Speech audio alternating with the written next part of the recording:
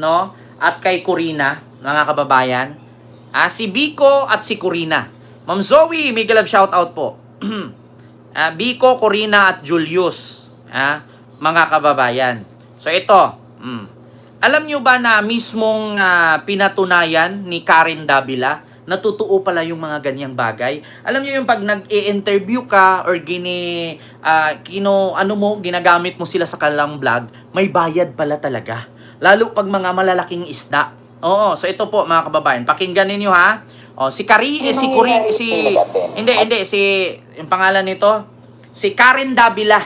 Si Karen Davila, mga kababayan, inamin niya na meron pala talagang ganyan. Yung sinabi ni Biko Soto na tawag dito, hindi ba daw nagtaka itong si Julius at si Corina na bakit makabigay sa akin to ng 10 million? Bakit kaya? No? So bakit ganun? Mamirian Suzuki, Miguel of shoutout. Ito po inamin mismo ni Karen Davila na may ganyan pala talaga. Bawat interview may bayad. Tapos sabi pa daw, name your price. Ito ha. Anong pinakamataas na alok sa'yo? May name your price. Sinabi, name your price kada buwan. I said, what? And nagbanggit ng ibang mga anchors. Like si ganito, eto presyo niya. Si ganon, eto presyo niya. Dinala pa ako sa restaurant noon. And that was actually, magugulat ka because it was an oil industry issue. Minsan magugulat ka, it's not the issues you think. But sabi Karen, no one will ever know. And I said, but I will know. And I said, it's not true that no one ever knows. Not doesn't know. People will always know. Diba? Anong pinakamataas na alok sa'yo? May name your price. Sinabi, name your price kada buwan. I said, what? And nagbanggit ng ibang mga anchors. Like si ganito, eto presyo niya. Si ganon, eto presyo niya. Dinala pa ako sa restaurant noon. And that was actually, magugulat ka because it was an oil industry issue. Minsan magugulat ka, it's not the issues you think. But sabi Karen, no one will ever know. And I said, but I will know. And I said, it's not true that no one ever knows. Not doesn't know. People will always know. Diba? Kita nyo? Binulgar mismo ni Karen Davila na yung sinabi ni Biko Soto ay totoo. Kasi bakit? Siya din mismo na experience niya yun. Na habang in-interview daw niya, no, itong isang personality ay tinanong siya, name your price. So sabi ni Karen Davila, bakit ganun? Tapos sinabihan na daw siya na si Angkor ganito nga, meron siyang price eh. Si Angkor ganyan, meron siyang price eh. Kaya pala minsan, mga kababayan, hindi ko naman nilalahat, hindi ko rin pinapangalanan kung sino yung mga Angkor na yan. Kaya pala minsan, yung ibang Angkor, mga kababayan, ang lalaki ng mansyon. Diba? Kaya pala minsan, mga kababayan, yung ibang Angkor, ang gaganda ng mga sports car. Merong isang Angkor dyan, nagkasakit-sakit na lahat, pero yung sports car, grabe! Grabe yung sports car, mga kababayan. Kaya nga minsan nakikita ko yung isang Angkor na kahit hindi naman kasali doon sa kanyang studio na tinatrabahuan, bumabanat siya sa mga Duterte. Minsan, pinaparinggan niya yung Duterte. Minsan, kinakampihan niya. Minsan, pinaparinggan niya. Ang sabi pa nga, kung halimbawa, kung wala kang tinatago, dapat i-forthwith mo. Kasi pag nalaman ng taong bayan yan, at napatunayan mo na tama ka, mas marami pang magmamahal sa'yo. Diba? Kaya pala nagugulat ako, hindi naman part ng kanyang studio yon at hindi part ng kanyang lyrics, ay tawag doon yung caption, dinadagdagan, may adlib. Yung pala, name your price. Kaya tama nga ang sabi ni Biko. Nako, mga kababayan. Kaya, alam nyo na, mismo si Karen Davila, nagsasalita. Kasi siya mismo, sinasabi niya din, na meron daw minsan nagsabi sa kanya, name your price. Kasi sabi ni Karen, ay hindi. Bakit? Bakit si Angkor ganito? Sa kanya ganito. Si Angkor isa naman, sige. Walang makakaalam, Karen, don't worry. Sabi naman ni Karen, ay hindi pwede. Ako kailangan ko malaman ng lahat. Malaman ng taong bayan. Diba? Kaya, kita nyo, mga kababayan, na yung sinabi ni Vico Soto ay totoo. Hanapin natin ito mga kababayan. Yung patungkol nga sa interview daw ni Julius Babaw at ni Corina Sanchez sa mga diskaya ay bayad daw yun. Paano ka dumiskarte ngayon? Ayan o. Kadalasan, dahil naging pumasok ng pagmamadre sa simbahan. Yes. So, doon ko siya... Pumasok ka? Yes. Para magmadre? Oo, actually, nung 15 ako, when we first... Kasi nakakapagtaka lang mga kababayan, bakit mo i-featured sa channel mo yung mga ganitong tao na hindi naman siya kilala at nakikilala lang nung time nung eleksyon ng midterm? Di ba? Katulad niyan, halimbawa ako, hindi naman ako masyadong kilala. Tapos tatakbo ako ngayon ng presidente, kakalabanin ko si Sara. So ngayon, ang gagawin ko, syempre magpapa-interview ako ngayon. Sisikat ako, lalakas yung pangalan ko. Imposible naman magpapa-interview ka, walang bayad. Sige nga, mga kababayan, maskin nga sa amin, mga content creator, kapag kami nag-collab, may kasunduan yan. Kung ilan ang kinikita sa video natin, hati tayo. Or else, babayaran kita. Katulad kay Diwata, in-interview siya ni Tony Gonzaga. Di ba in-interview siya ni Tony Gonzaga sa Tony Talks? May bayad yun. Kasi nga, if-featured ka sa channel niya, kumikita yun eh. Imposible walang fee. Imposible walang bayad. May bayad yun. Either yung nag-interview sa'yo ang magbayad sa'yo or else ikaw magbayad sa kanya para ma-promote ka. Di ba? Di yung vlogger ni Marcoleta bayaran din. Ano daw? Actually, Sambong, mahirap din kasi mag-conclude, mahirap magsabi na bayad si ganito, bayad si ganyan. Kasi wala tayong proof. Katulad sa akin dito, nagdadaldal ako, nagre-react ako sa mga pangyayari sa Pilipinas, tapos magsasabi ang mga DDS dyan, magkanong bayad sa'yo para siraan mo si ganito? Magkanong binayad sa'yo para siraan mo si ganyan? Isa lang naman tanong ko if you have a proof, kung meron kang resibo na binayaran ako, mapatunayan mo na binayaran ako mula kay ganito, mula kay ganyan, and then file me a case.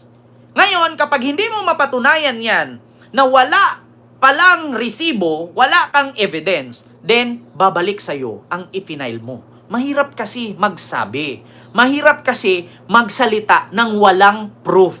Diba? Mahirap yan.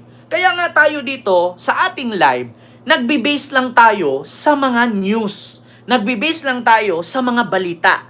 Kasi bakit? Mahirap mag-imbento ng salita. Mahirap magpalabas ng vlog, lalong-lalo na influencer kami.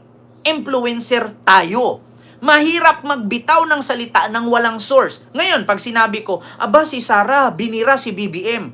Or, kwento ko lang. Paano kung mag-file si Sara sa akin ng kaso na libel kasi pinahiya ko siya? At least may source ako na, mismo in-interview niya, katulad niyan. Sabi ni Sara, doon sa interview ni Alvin at ni Banat Bay doon sa Dahig kanina.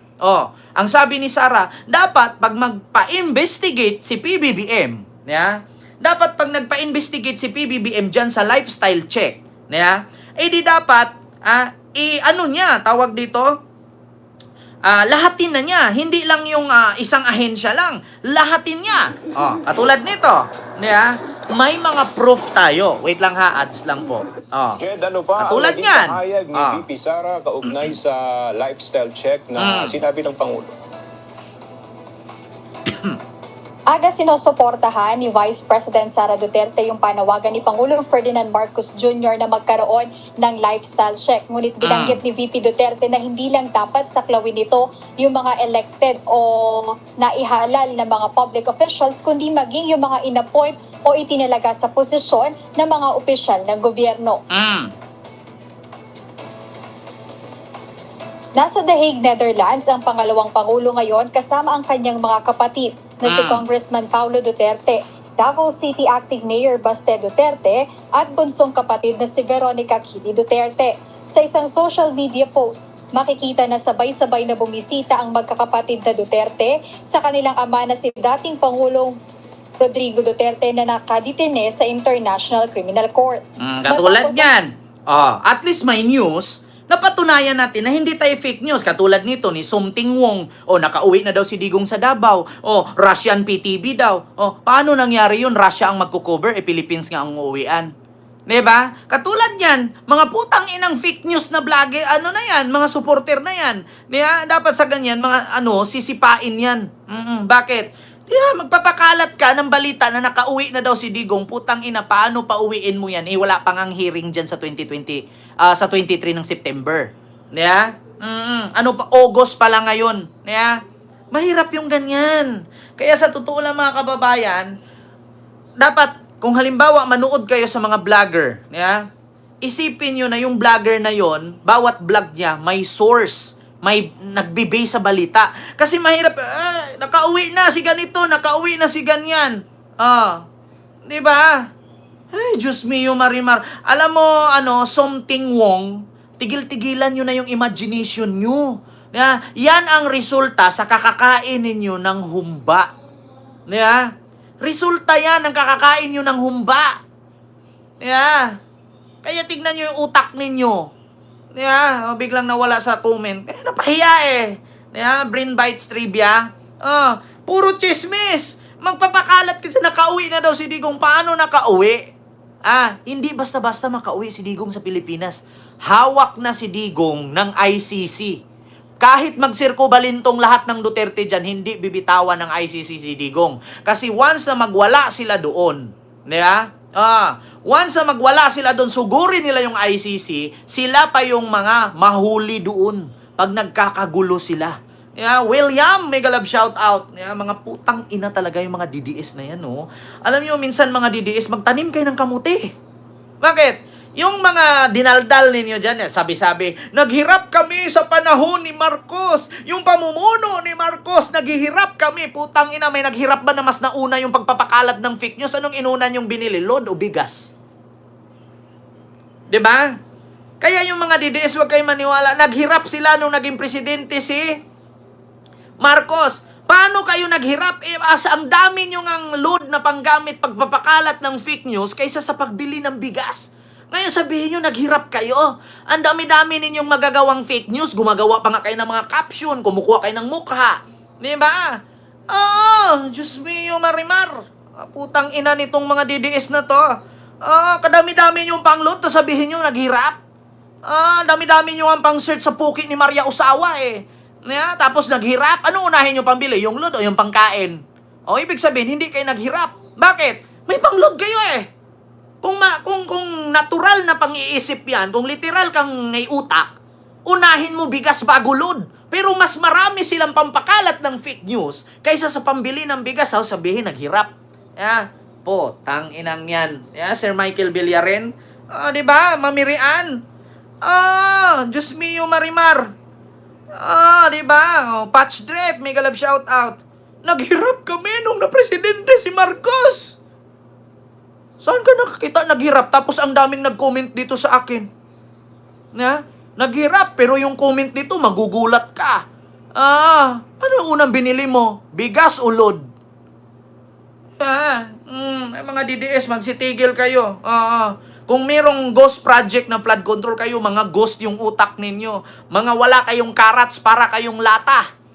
Ang layo ng topic mo. Huwag kang mangialam, Carlito Camba. Gumawa ka ng sarili mong channel. Tangina mo. Bobo ka na, DDS.